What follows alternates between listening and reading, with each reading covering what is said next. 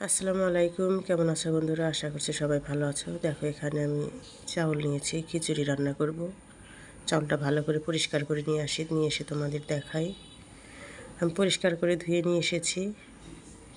তারপরে দিয়ে দিয়েছি হচ্ছে পাতিলের ভিতরে তেল দিয়ে দিয়েছি দারচালা, এলাচ আর জিরা দিয়ে, তারপরে দিয়ে দিলাম 1 কাপের মতো পেঁয়াজ আর কাঁচামরিচ কুচি দিয়ে দিলাম। দিয়ে ভালো করে নেড়ে চেড়ে নেব।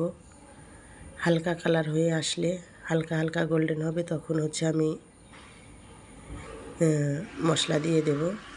এর ভিতরে আমি 2-3টা তেজপাতাও দিয়ে দিয়েছি। আর দিয়ে দিলাম হচ্ছে ধনে আর জিরে বাটা দিয়ে, তারপরে দিয়ে দিলাম হচ্ছে 1.5 টেবিল চামচ রসুন বাটা, 1.5 টেবিল চামচ আদা বাটা দিয়ে আমি মশলাটা আবার ভালো করে তেলের সাথে মিশিয়ে নেব।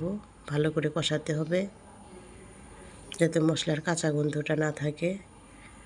তারপরে দিয়ে দেব হচ্ছে হলুদের গুঁড়ো পরিমাণ মতো, তারপরে দিয়ে দেব লাল মরিচের গুঁড়ো, এটাও পরিমাণ মতো, তোমরা কে কীরকম ঝাল খাও সেরকম দিয়ে দিবা।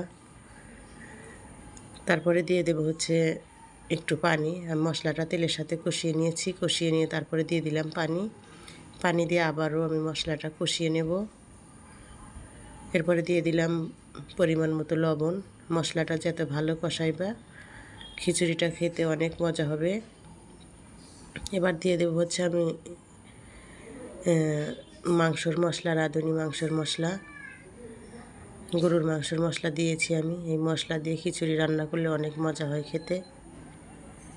মশলাটা আমার ভালো করে কষানো হয়ে গেছে। আমি এখানে চাউল আর ডাউল দিয়ে দিলাম। আমি কিন্তু এখানে 1 কেজি চাউল নিয়েছি আর হচ্ছে 1/2 কেজি ডাউল নিয়েছি।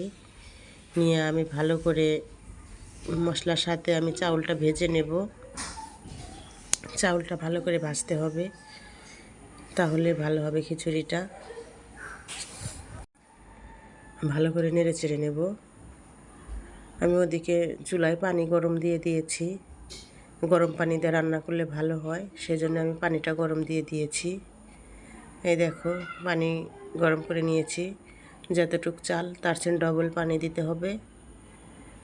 দিয়ে আমি আবারও খিচুড়িটা নেড়ে চেড়ে নেব। নেড়ে চেড়ে নিয়ে ঢাকা দিয়ে রান্না করে নেব।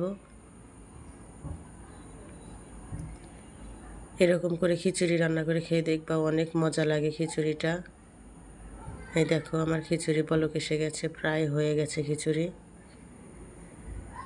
অর্ধেক হয়ে গেছে। তারপরে দেখো, এদিকে আমি মাংস রান্না করছি, গরুর মাংস রান্না করছি। এই দেখো, খিচুড়ি আমার বলক এসে গেছে, তেল ভেসে উঠেছে উপর দিয়ে। আমি আবারও নেড়ে চেড়ে নেব। এবার ধীরে জাল দিয়ে দেব, মানে লো মিডিয়ামে দিয়ে দেব, তা না হলে তলানিতে লেগে যাবে। তোমরাও এরকম করেই দিয়ে দিবা। আমি খিচুড়িটা নেড়ে চেড়ে দিচ্ছি ভালো করে। হ্যাঁ দেখো কত সুন্দর। এবার আমি হচ্ছে একটু দিয়ে দেব গরম মশলা বাটা, মানে ভাজনা বাটা, পেঁয়াজ বেরেস্তা করে মশলা দিয়ে আমি ভেজে নিয়েছি, সেটা আমি দিয়ে দেব। দিয়ে ঢাকা দিয়ে রান্নাটা আমি করে নেব। চাউল ফোটা মতো লো মিডিয়ামে জালটা রাখবা, রেখে তোমরা চাউলটা ফুটিয়ে নিবা।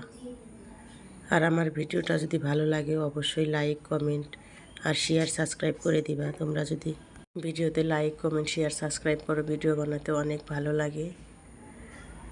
তো আল্লাহ হাফেজ।